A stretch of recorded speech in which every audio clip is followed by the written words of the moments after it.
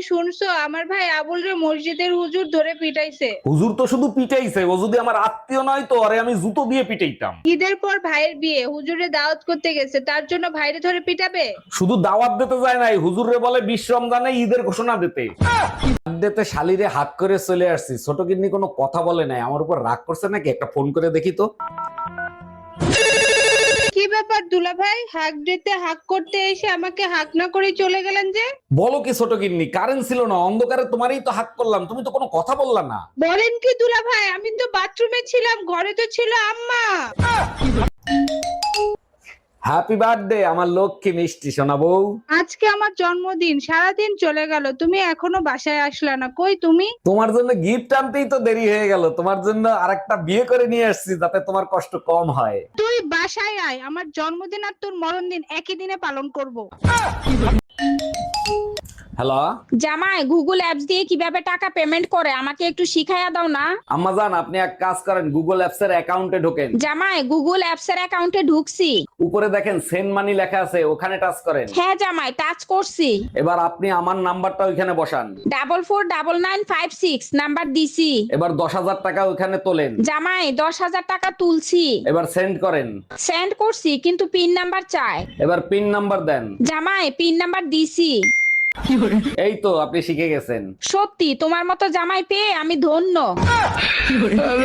যেমন বাপ তেমন তার পোলা, একটাও মানুষের জাত না। কথায় আছে না, বাপ কা বেটা সিপাহি কা ঘোড়া কুছ নেই তো থোড়া থোড়া, কি হয়েছে? আমরা বাপ বেটা আবার তোমার কি ক্ষতি করলাম? কি হয় নাই সেটা বলো। তোমার ছেলে বিয়ের ভিডিও দেখে বলতেছে হানিমুনের সময় আমি কোথায় ছিলাম। বলে দেতা, হানিমুনে যাওয়ার সময় তোর বাপের সাথে ছিলি, আসার সময় আমার সাথে ছিলি।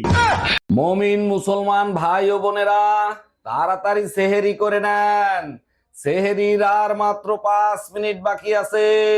ইমাম সাহেব, সেহরিতে আপনার জন্য বিরিয়ানি নিয়ে আসছি।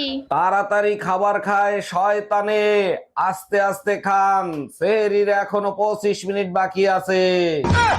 তোর বাপের জন্মে কোনোদিন চা খাস নাই, এক কাপ চায়ের জন্য তুই আমার সাথে অশান্তি করলি। অরুণ ভাই আপনার কপাল ভালো, ভাবি শুধু চা খায়, মদ খায় না। দেখেন না ভাবি, সাত সকালবেলা এক কাপ চায়ের জন্য আমার সাথে কি অশান্তিটাই না করলো।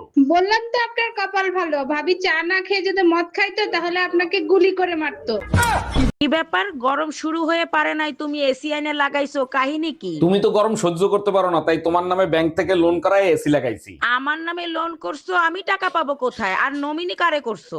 আরে ওই যে কথায় আছে না, তুই দিবি না তোর বাপ দেবে, তোর বাপের নামে নমিনি করাইছি। হ্যালো গুগল, বউকে ঈদের মার্কেট না করে দিয়ে কেমনে খুশি রাখবো? আলমারি খুলে দেখেন, কালকে আপনার বউ নতুন একটা ওড়না কিনে নিয়ে আসছে। সর্বনাশ করছে, আমারে না জানাইয়া ওড়না কিনছে। এবার এই দিকে তাকা, ওই ওড়না দিয়ে ফ্যানের সাথে গলায় দড়ি দিয়ে মর। আচ্ছা মায়া, রমজান শুরু হওয়ার পর থেকে তুমি আমার সাথে রাগারাগি করো না, সত্যি করে বলো তো কাহিনী কি? কেন, তোমার কি আমার সাথে ঝগড়া করতে খুব ইচ্ছে করছে নাকি?